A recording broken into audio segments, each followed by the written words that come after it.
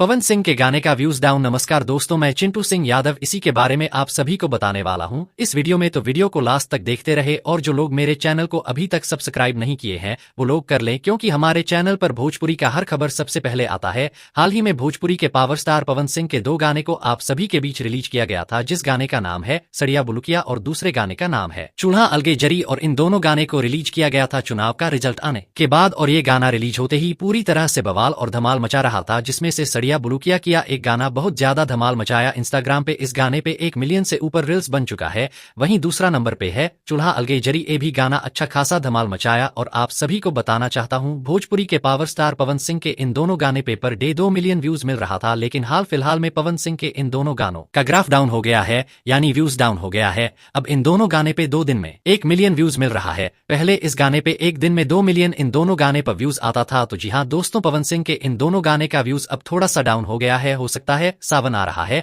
इसी वजह से पवन सिंह के इन दोनों गाने का व्यूज डाउन हो गया है। और देखिए सावन बाद ये गाना रफ्तार पकड़ता है या नहीं पकड़ता है। लेकिन हाँ, पवन सिंह का ये दोनों गाना 50 मिलियन व्यूज क्रॉस कर जाएगा 2024 खत्म होने तक। बाकी पवन सिंह के इन दोनों गाने के बारे में आप सभी का क्या कहना है, नीचे कमेंट बॉक्स में जरूर बताइएगा। वीडियो पसंद आया तो ज्यादा लाइक करें, कमेंट करें, शेयर करें, सब्सक्राइब करें। धन्यवाद दोस्तों।